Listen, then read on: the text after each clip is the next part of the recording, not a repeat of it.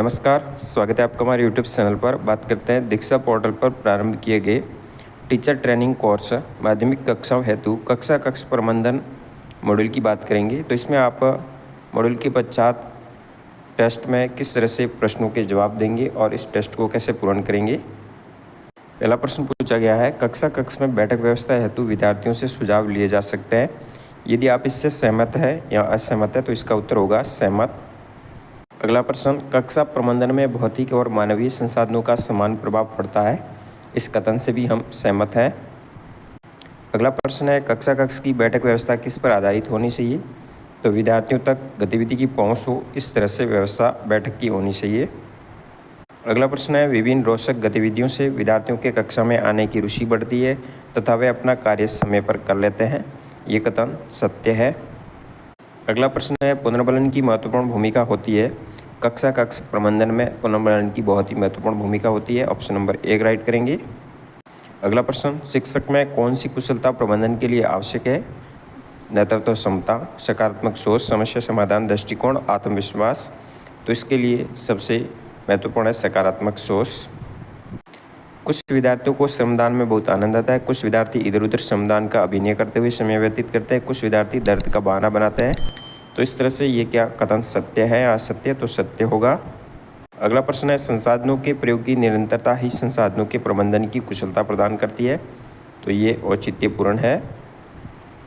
अगला प्रश्न है, शिक्षकों का विद्यार्थियों के साथ व्यवहार भेदभाव होना चाहिए का कथन से सहमत है या असहमत। तो यहाँ पे असहमत है, क्योंकि विद्यार्थियों के साथ भेदभावपूर्ण नहीं होना चाहिए। अगला प्रश्न है, कक्षा प्रबंधन के मुख्य तत्व क्या है। तो इसमें भौतिक संसाधन और मानवीय संसाधन दोनों होंगे। अगला प्रश्न है, आवंटित समय से आशय है सीखने, नियमित कक्षा प्रक्रियाओं, उपस्थिति की जांच और घोषणाओं को वितरित करने के लिए समय वितरित करने के लिए कुल आवंटित समय। बिल्कुल सत्य कथन होगा। अगला प्रश्न है, मानवीय संसाधनों के अंतर्गत आते हैं शिक्षक, विद्यार्थी, भवन। तो इसमें शिक्षक और विद्यार्थी आएंगे मानवीय संसाधनों में, और वह दोनों होंगे। अगला प्रश्न है, आपके विचार से निम्न में से कक्षा की चुनौतियों में कौन सी शामिल है। एकाग्रता की कमी, अनुशासनहीनता, संसाधनों की कमी, उपरोक्त सभी होंगी। ऑप्शन नंबर 4 राइट करेंगे। अगला प्रश्न है, कक्षा में छोटी छोटी गतिविधियों के माध्यम से विद्यार्थियों में विषय के प्रति आकर्षण एवं कक्ष में उनका जुड़ाव उत्पन्न नहीं किया जा सकता है। असहमत है इस कथन से।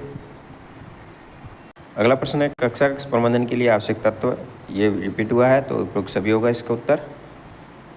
अगला है, शिक्षण अधिगम सहायक सामग्री कक्षा प्रबंधन के लिए आवश्यक है। बिल्कुल कथन से सहमत है। अगला प्रश्न है, प्रभावी कक्षा शिक्षण के लिए सरल व्यवहार एवं अंत क्रिया का विशेष योगदान नहीं होता है। तो इस कथन से असहमत है। ऑप्शन नंबर 2 राइट करेंगे। अगला है, प्रत्येक कक्ष में विद्यार्थी को सक्रिय करने के लिए उनकी रुचि के अनुसार कार्य दिया जाए और प्रत्येक कार्य के लिए प्रोत्साहन किया जाए। तो ये कथन से हम सहमत हैं। अगला है, विद्यार्थी के अवांछित व्यवहार करने पर कक्षा में अध्यापक द्वारा तिरस्कार या दंड देने की बजाय उनको परामर्श, निर्देशन की दृष्टि से शॉर्ट फिल्म, कहानी या किसी प्रसंग के माध्यम से उसे सकारात्मक पुनर्बलन दिया जा सकता है। तो ये बिल्कुल सही बात है, सहमत है। अगला है, भौतिक चीज़ों का सफल क्रियान्वयन कक्षा प्रबंधन को प्रभावी बना सकता है। बिल्कुल सही बात है, सहमत है। तो इस प्रकार आप टोटल 20 क्वेश्चन दिए गए हैं जिनको आप हल कर सकते हैं और इनके आंसर देके अपना इसको रिकॉर्ड कर सकते हैं। धन्यवाद। जानकारी अच्छी लगी तो वीडियो शेयर जरूर कीजिए। जय हिंद, वंदे मातरम।